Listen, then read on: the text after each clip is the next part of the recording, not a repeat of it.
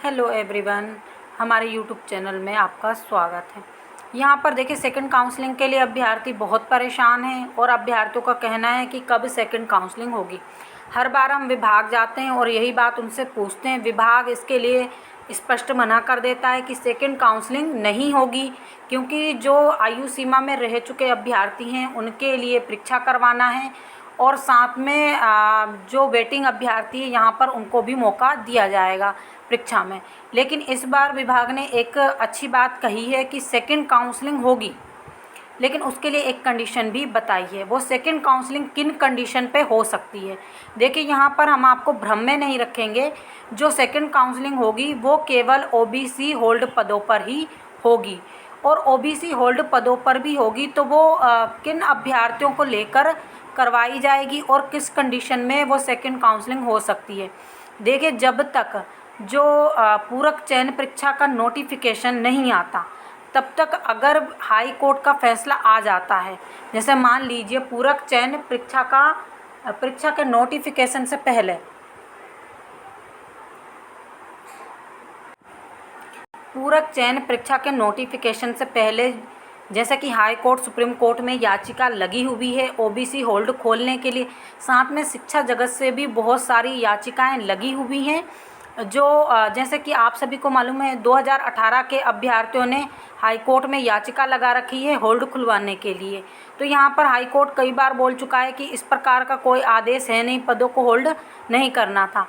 तो इस पर अगर वर्ग 1 की भर्ती के लिए आदेश आता है तो वो शिक्षा जगत में जितनी भी भर्तियां चल रही हैं 1, 2 और 3 सभी के लिए होल्ड खोले जाएंगे। ये सभी को मालूम है, हमने अपनी पिछली कई वीडियो में आपको बताया भी है।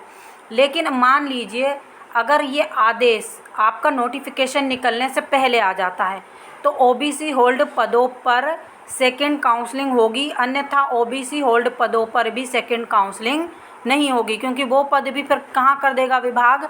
इसके लिए फिर भी आपको याचिका लगाना पड़ेगी या फिर उसको जैसे भी रुकवाना है वो फिर आप देखेंगे। नहीं तो फिर विभाग क्या करेगा, इन पदों को भी नए अभ्यर्थी यानी जो आप वेटिंग वाले हैं और जो आयु सीमा को पार कर चुके हैं उन अभ्यर्थियों के लिए ओबीसी पदों में सम्मिलित करके इनको भी भर्ती में निकाल देगा। तो वैसे तो ये गलत है, क्योंकि अगर आपने पद रोके, अगर मान लीजिए ये होल्ड नहीं होते ये पद, तो फिर तुरंत ही इन पर काउंसलिंग हो जाती, तो यहाँ पर अभ्यर्थियों को ज्वाइनिंग भी मिल जाती। फिर विभाग कैसे हटाता, नहीं हटा पाता। लेकिन चूंकि होल्ड किए गए 13% पद, अब अगर 13% पदों को होल्ड किया गया है तो विभाग को इन पदों को पूरक चयन परीक्षा में शामिल नहीं करना चाहिए, बल्कि इन पर सेकंड काउंसलिंग करवाना चाहिए।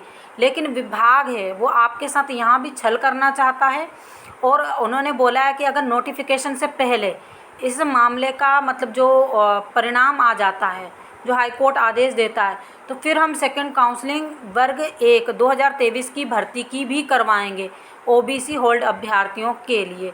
तो यहीं पर यही अपडेट है कि अगर जो सेकंड काउंसलिंग होती है तो वो केवल ओबीसी वर्ग के अभ्यर्थियों के लिए ही होगी।